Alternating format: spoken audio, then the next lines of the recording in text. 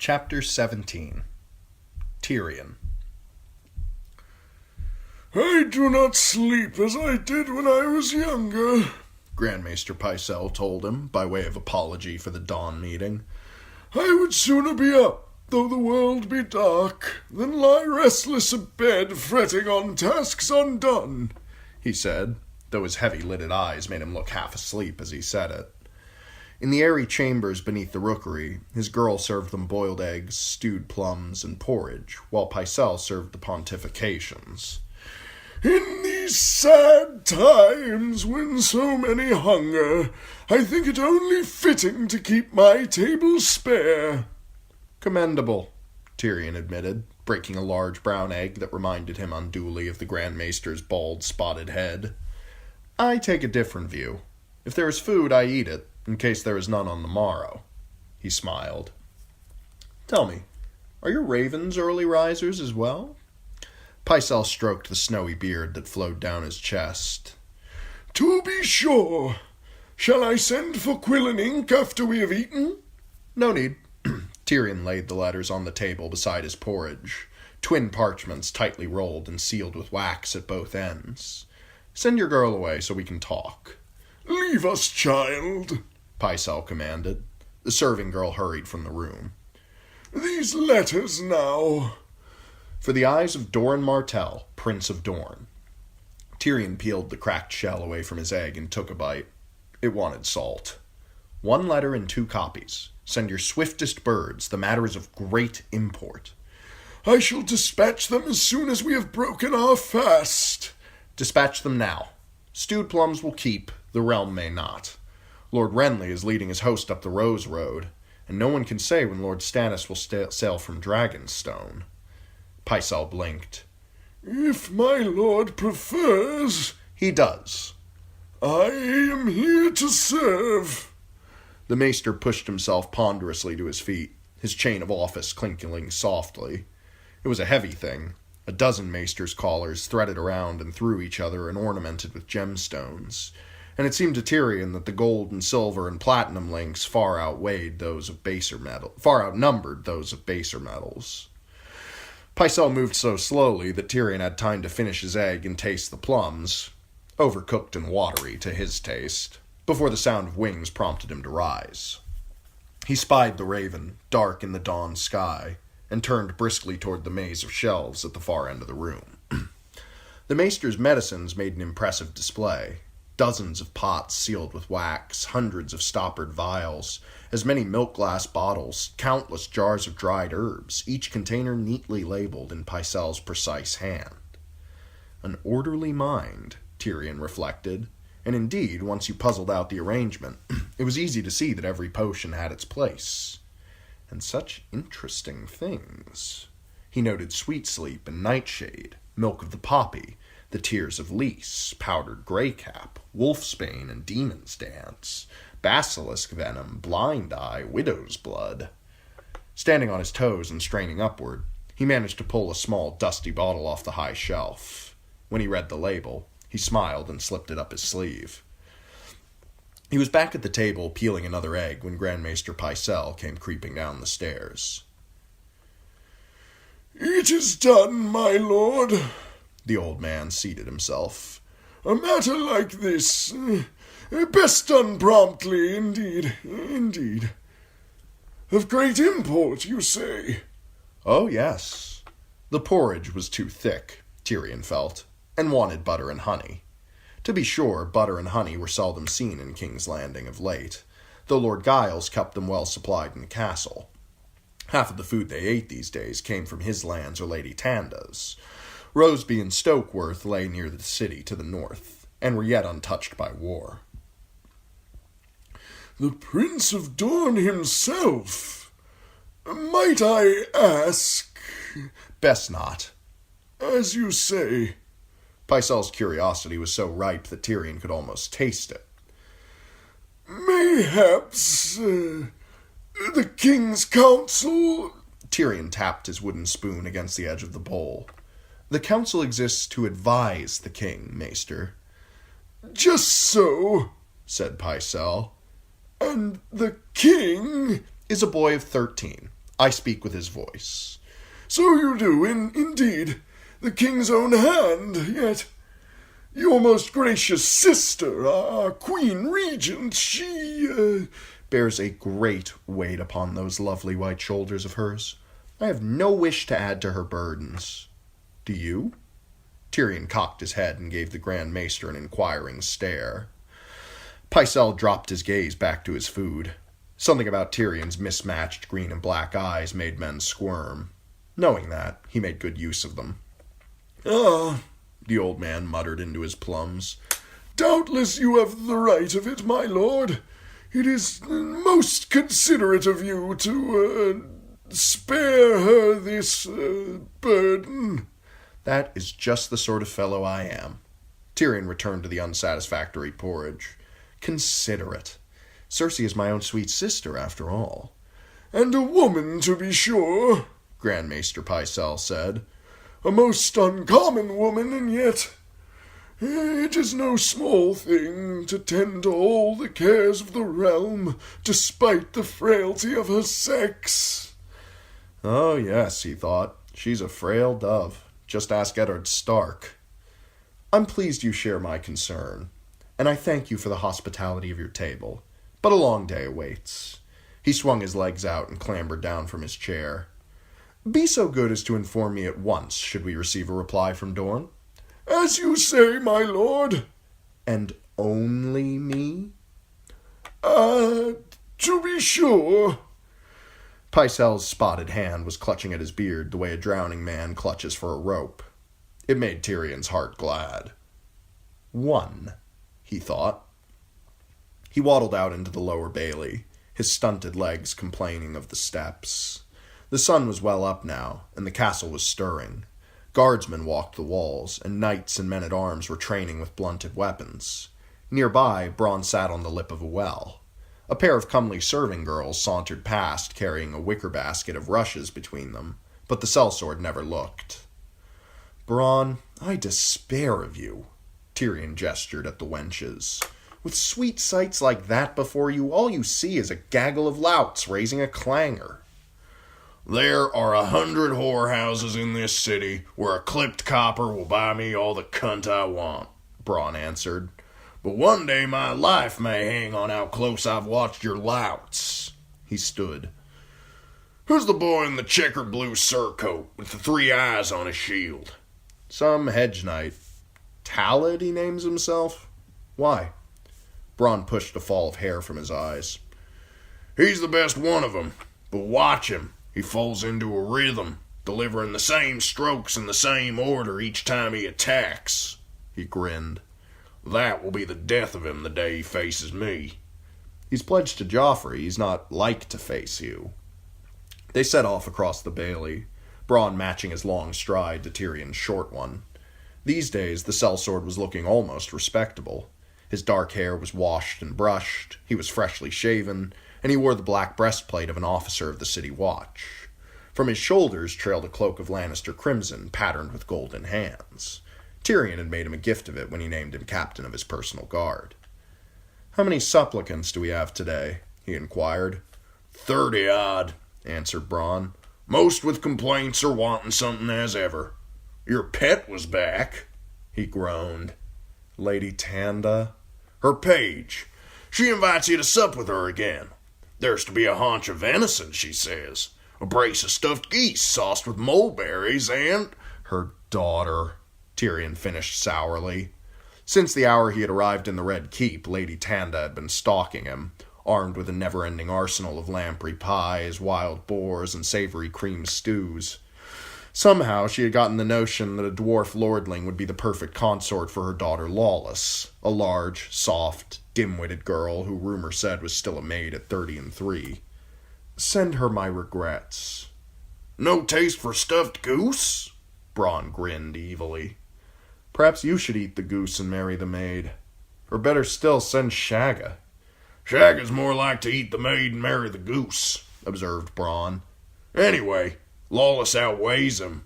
There is that, Tyrion admitted as they passed under the shadow of a covered walkway between 2 towers. Who else wants me? The sellsword grew more serious. There's a moneylender from Bravos holding fancy papers and the like. Request to see the king about payment on some loans. As if Joff could count past 20. Send the man to Littlefinger. He'll find a way to put him off. Next? Lordling down from the Trident.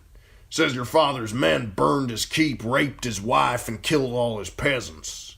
I believe they call that war.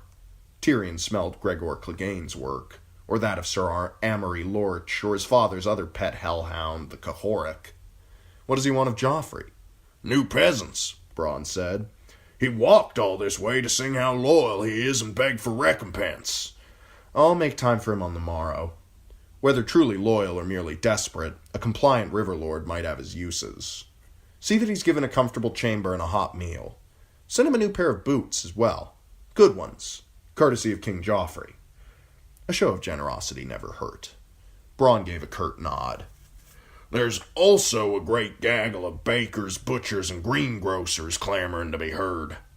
I told them last time I have nothing to give them. Only a thin trickle of food was coming into King's Landing, most of it earmarked for castle and garrison. Prices had risen sickeningly high on greens, roots, flowers, and fruit, and Tyrion did not want to think about what sorts of flesh might be going into the kettles of the pot shops down in Flea Bottom. Fish, he hoped. They still had the river and the sea, at least until Lord Stannis sailed. They want protection. Last night a baker was roasted in his own oven. The mob claimed he charged too much for bread. Did he? Well, he's not apt to deny it. They didn't eat him, did they? Not that I've heard. Next time they will, Tyrion said grimly. I give them what protection I can. The gold cloaks. They claim there were gold cloaks in the mob, Bronn said. They're demanding to speak to the king himself. Fools. Tyrion had sent them off with regrets. His nephew would send them off with whips and spears. He was half tempted to allow it, but no, he dare not. Soon or late, some enemy would march on King's Landing, and the last thing he wanted was willing traitors within the city walls. Tell them King Joffrey shares their fears and will do all he can for them. They want bread, not promises. If I give them bread today, on the morrow I'll have twice as many at the gates. Who else? A black brother down from the wall. The steward says he brought some rotted hand in a jar. Tyrion smiled wanly. I'm surprised no one ate it. I suppose I ought to see him. It's not Yoren, perchance. Nope, some knight. Thorn. Sir Alliser Thorne? Of all the black brothers he'd met on the wall, Tyrion Lannister had liked Sir Alliser Thorne the least. A bitter, mean-spirited man with too great a sense of his own worth. Come to think on it, I don't believe I care to see Sir Alliser just now. Find him a snug cell where no one has changed the rushes in a year, and let his hand rot a little more. Bronn snorted laughter and went on his way, while Tyrion struggled up the serpentine steps. As he limped across the outer yard, he heard the portcullis rattling up. His sister and a large party were waiting by the main gate. Mounted on her white palfrey, Cersei towered high above him, a goddess in green. "Brother," she called out, not warmly. The queen had not been pleased by the way he dealt with Janos Slynt. "Your Grace," Tyrion bowed politely. "You look lovely this morning." Her crown was gold, her cloak ermine. Her retinue sat their mounts behind her. Sir Boros Blount of the King's Guard, wearing white scale and his favourite scowl. Sir Balon Swan, bow slung from his silver inlay saddle. Lord Giles Rosby, his wheezing cough worse than ever. Helene, the pyromancer of the Alchemists' Guild. And the Queen's newest favourite, their cousin, Sir Lancel Lannister. Her late husband's squire, up-jumped to a knight at his widow's insistence. Vylar and 20 guardsmen rode escort. "Where are you bound this day, sister?" Tyrion asked. "I'm making a round of the gates to inspect the new Scorpions and Spitfires. I would not have it thought that all of us are as indifferent to the city's defense as you seem to be." Cersei fixed him with those clear green eyes of hers, beautiful even in their contempt. "I am informed that Renly Baratheon has marched from Highgarden. He is making his way up the Rose Road with all his strength behind him. Varys gave me the same report. He could be here by the full moon." Not at his present leisurely pace, Tyrion assured her. He feasts every night in a different castle, and holds court at every crossroads he passes. And every day more men rally to his banners. His host is now said to be 100,000 strong. That seems rather high. He has the power of Storm's End and Highgarden behind him, you little fool, Cersei snapped down at him. All the Tyrell bannermen but for the red wines, and you have me to thank for that. So long as I hold those poxy twins of his, Lord Paxter will squat on the arbor and count himself fortunate to be out of it. I pity you let the Knight of Flowers slip through your pretty fingers. Still, Renly has other concerns besides us. Our father at Harrenhal, Robb Stark at River Run. Were I he, I would do much as he is doing. Make my progress, flaunt my power for the realm to see, watch, wait. Let my rivals contend while I bide my own sweet time. If Stark defeats us, the South will fall into Renly's hands like a windfall from the gods, and he'll not have lost a man. And if it goes the other way, he can descend on us while we are weakened. Cersei was not appeased. I want you to make father bring his army to King's Landing, where it will serve no purpose but to make you feel safe, he thought. When have I ever been able to make father do anything? She ignored the question. And when do you plan to free Jaime? He's worth 100 of you. Tyrion grinned crookedly. Don't tell Lady Stark, I beg you. We don't have 100 of me to trade. Father must have been mad to send you. You're worse than useless. The queen jerked on her reins and wheeled her palfrey around. She rode out the gate at a brisk trot, ermine cloak streaming behind her. Her retinue hastened after. In truth, Renly Baratheon did not frighten Tyrion half so much as his brother Stannis did. Renly was beloved of the commons, but he had never before led men in war. Stannis was otherwise. Hard, cold, inexorable. If only they had some way of knowing what was happening on Dragonstone. But not one of the fisher folk he had paid to spy out the island had ever returned. And even the informers the eunuch claimed to have placed in Stannis' household had been ominously silent. The striped hulls of Lysene war galleys had been seen offshore, though, and Varys had reports from Myr of sell-sail captains taking service with Dragonstone. If Stannis attacks by sea while his brother Renly storms the gates, they'll soon be mounting Joffrey's head on a spike. Worse, mine will be beside him. A depressing thought. He ought to make plans to get Shay safely out of the city, should the worst seem likely. Podrick Payne stood at the door of his solar, studying the floor. He's inside, he announced to Tyrion's belt buckle. Your solar, my lord. Sorry. Tyrion sighed. Look at me, Pod. It unnerves me when you speak to my codpiece, especially when I'm not wearing one. Who is inside my solar? Lord Littlefinger. Podrick managed a quick look at his face, then hastily dropped his eyes. I meant Lord Peter, Lord Baelish, the Master of Coin. You make him sound a crowd. The boy hunched down as if struck, making Tyrion feel absurdly guilty. Lord Peter was seated on his window seat, languid and elegant in a plush, plum-colored doublet and a yellow satin cape, one gloved hand resting on his knee. The king is fighting hares with a crossbow, he said. The hares are winning. Come see. Tyrion had to stand on his toes to get a look. A dead hare lay on the ground below. Another, long ears twitching, was about to expire from the bolt in his side. Spent quarrels lay strewn across the hard-packed earth like straws scattered by a storm. Now! Joff shouted. The gamesman released the hare he was holding, and he went bounding off. Joffrey jerked the trigger on the crossbow. The bolt missed by 2 feet. The hare stood on his hind legs and twitched his nose at the king. Cursing, Joff spun the wheel to winch back his string, but the animal was gone before he was loaded. Another! The gamesman reached into the hutch. This one made a brown streak against the stones, while Joffrey's hurried shot almost took Sir Preston in the groin. Littlefinger turned away. Boy, are you fond of potted hair? He asked Podrick Payne. Pod stared at the visitor's boots. Lovely things of red-dyed leather ornamented with black scrollwork. To eat, my lord? Invest in pots, Littlefinger advised. Hares will soon overrun the castle. We'll be eating hare thrice a day. Better than rats on a skewer, said Tyrion. Pod, leave us. Unless Lord Peter would care for some refreshment? Thank you, but no. Littlefinger flashed his mocking smile. Drink with the dwarf, it's said, and you wake up walking the wall. Black brings out my unhealthy pallor. Have no fear, my lord, Tyrion thought. It's not the wall I have in mind for you. He seated himself in a high chair piled with cushions and said, You look very elegant today, my lord. Oh, I'm wounded. I strive to look elegant every day. Is the doublet new? It is. You're most observant. Plum and yellow. Are those the colors of your house? No, but a man gets bored wearing the same colors day in and day out. Or so I've found. That's a handsome knife as well.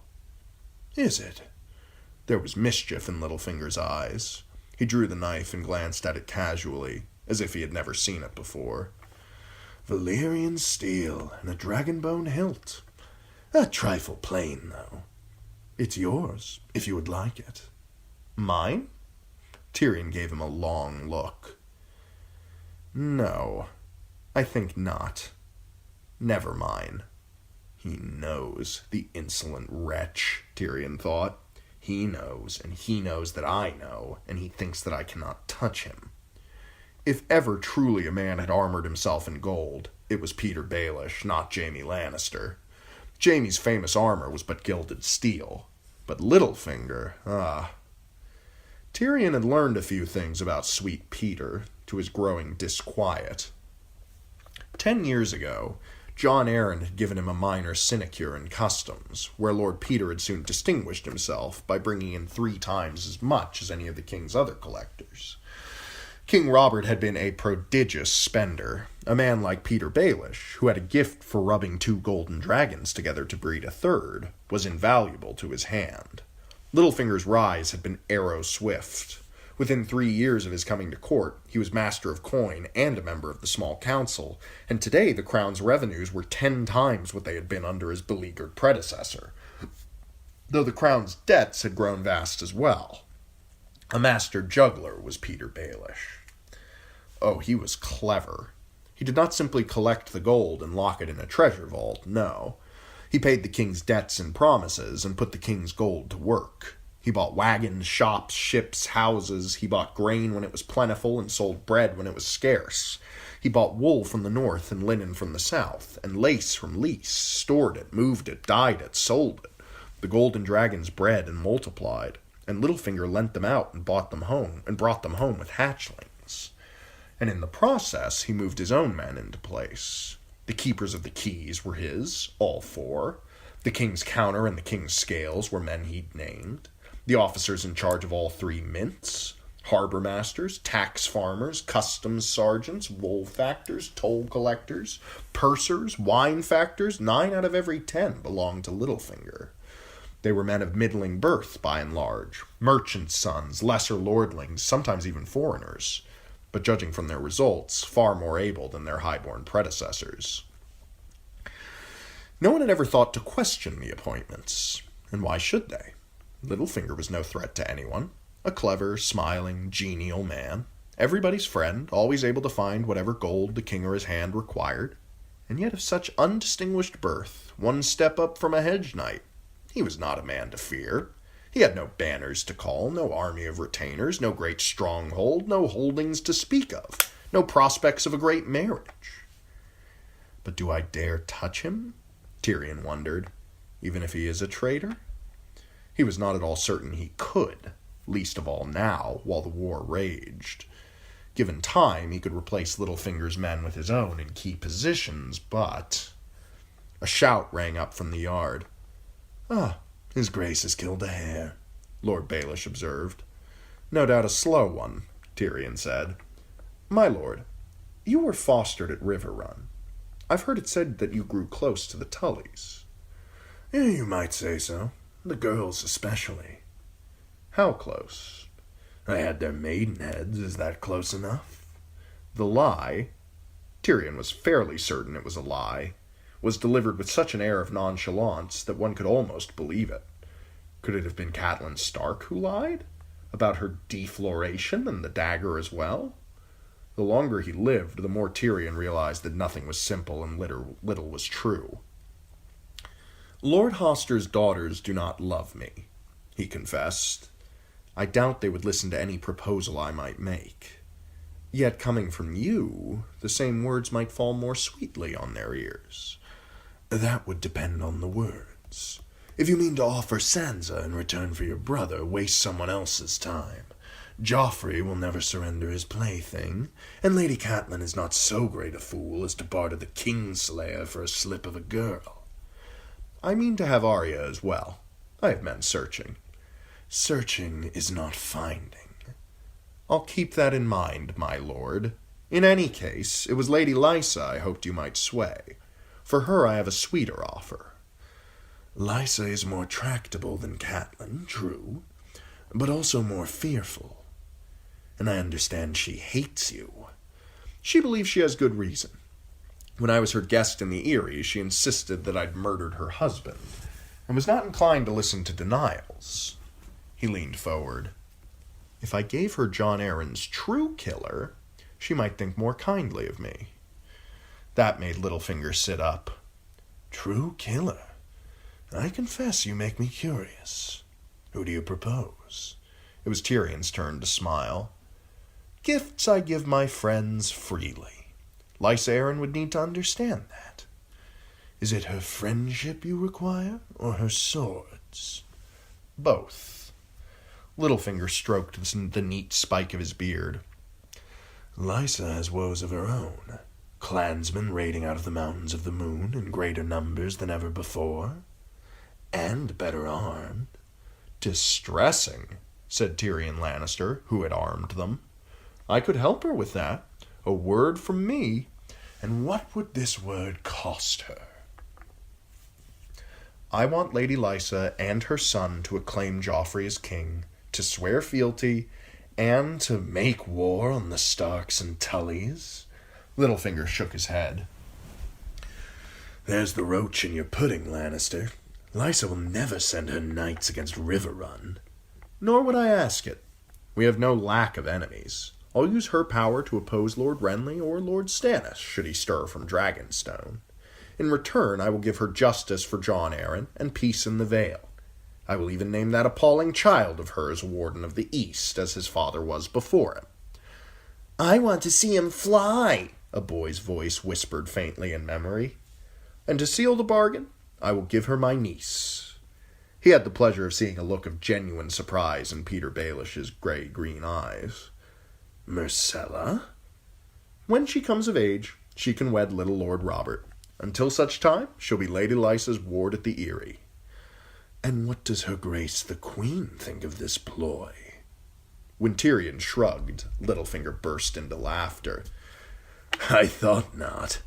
You're a dangerous little man, Lannister. Yes, I could sing this song to Lysa. Again the sly smile, the mischief in his glance. If I cared to. Tyrion nodded, waiting, knowing Littlefinger could never abide a long silence. So, Lord Peter continued after a pause, utterly unabashed, what's in your pot for me? Harrenhal. It was interesting to watch his face. Lord Peter's father had been the smallest of small lords, his grandfather a landless hedge knight. By birth, he held no more than a few stony acres on the windswept shore of the Fingers. Harrenhal was one of the richest plums in the Seven Kingdoms, its lands broad and rich and fertile, its great castle as formidable as any in the realm, and so large as to dwarf Riverrun, where Peter Baelish had been fostered by House Tully, only to be brusquely expelled when he dared raise his sights to Lord Hoster's daughter. Littlefinger took a moment to adjust the drape of his cape, but Tyrion had seen the flash of hunger in those sly cat's eyes. I have him, he knew. Harrenhal is cursed, Lord Peter said after a moment, trying to sound bored. Then raze it to the ground and build anew to suit yourself. You'll have no lack of coin. I mean to make you liege lord of the Trident. These river lords have proven they cannot be trusted. Let them do you fealty for their lands. Even the Tullys? If there are any Tullys left when we are done. Littlefinger looked like a boy who had just taken a furtive bite from a honeycomb. He was trying to watch for bees, but the honey was so sweet. Harrenhal and all its lands and incomes, he mused. With a stroke, you'd make me one of the greatest lords in the realm. Not that I'm ungrateful, my lord, but why? You served my sister well in the matter of the succession, as did Janos Slint, on whom this same castle of Harrenhal was quite recently bestowed, only to be snatched away when he was no longer of use. Tyrion laughed. You have me, my lord. What can I say? I need you to deliver the Lady Lysa. I did not need Janos Slint. He gave a crooked shrug. I'd sooner have you seated in Harrenhal than Renly seated on the Iron Throne. What could be plainer? What indeed? You realize that I may need to bed Lysa Arryn again to get her consent to this marriage? I have little doubt you'll be equal to the task. I once told Ned Stark that when you find yourself naked with an ugly woman, the only thing to do is close your eyes and get on with it. Littlefinger steepled his fingers and gazed into Tyrion's mismatched eyes. Give me a fortnight to conclude my affairs and arrange for a ship to carry me to Gulltown. That will do nicely. His guest rose. This has been quite the pleasant morning, Lannister, and profitable. For both of us, I trust. He bowed, his cape a swirl of yellow as he strode out the door. 2, thought Tyrion. He went up to his bedchamber to await Varys, who would soon be making an appearance. Evenfall, he guessed, perhaps as late as moonrise, though he hoped not. He hoped to visit Shay tonight. He was pleasantly surprised when Galt of the Stonecrows informed him not an hour later that the powdered man was at his door. You are a cruel man to make the Grand Maester squirm so, the eunuch scolded. The man cannot abide a secret. Is that a crow I hear calling the raven black? Or would you sooner not hear what I've proposed to Doran Martell? Varys giggled. Perhaps my little birds have told me. Have they indeed? He wanted to hear this. Go on.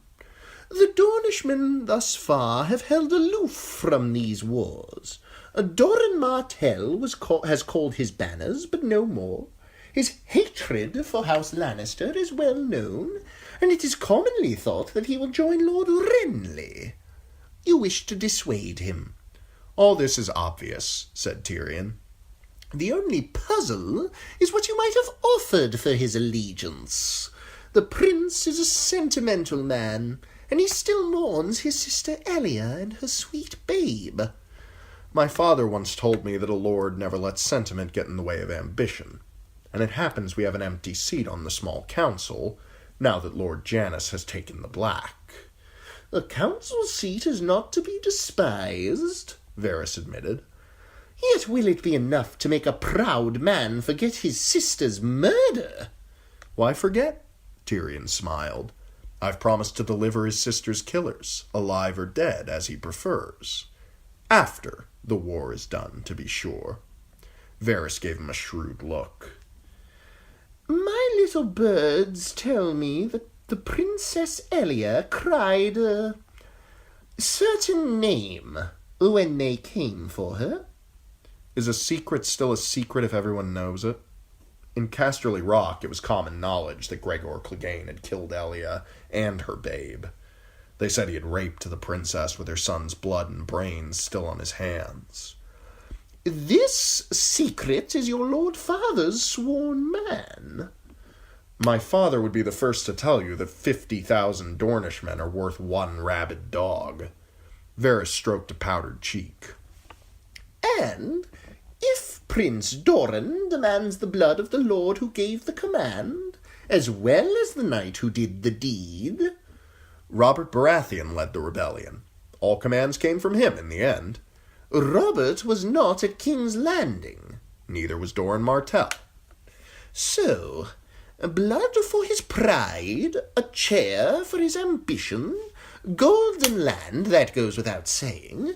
A sweet offer, yet Sweets can be poisoned. If I were the prince, something more would I require before I should reach for this honeycomb. Some token of good faith, some sure safeguard against betrayal. Varys smiled his slimiest smile. Which one will you give him, I wonder? Tyrion sighed. You know, don't you? Since you put it that way, yes. Tommen. You could scarcely offer Myrcella to Doran Martell and Lysa Arryn both. Remind me never to play these guessing games with you again, you cheat. Prince Tommen is a good boy. If I pry him away from Cersei and Joffrey while he's still young, he may even grow to be a good man. And a good king. Joffrey is king. And Tommen is heir, should anything ill befall his grace. Tommen, whose nature is so sweet, and notably tractable. You have a suspicious mind, Varys. I shall take that as a tribute, my lord. In any case, Prince Doran will hardly be insensible to the great honour you do him. Very deftly done, I would say. But for one small flaw. The dwarf laughed. Named Cersei? What avails statecraft against the love of a mother for the sweet fruit of her womb? Perhaps, for the glory of her house and the safety of the realm, the queen might be persuaded to send away Tommen or Myrcella. But both of them, surely not. What Cersei does not know will never hurt me. And if her grace were to discover your intentions before your plans are ripe? Why, he said, then I would know the man who told her to be my certain enemy. And when Varys giggled, he thought, 3.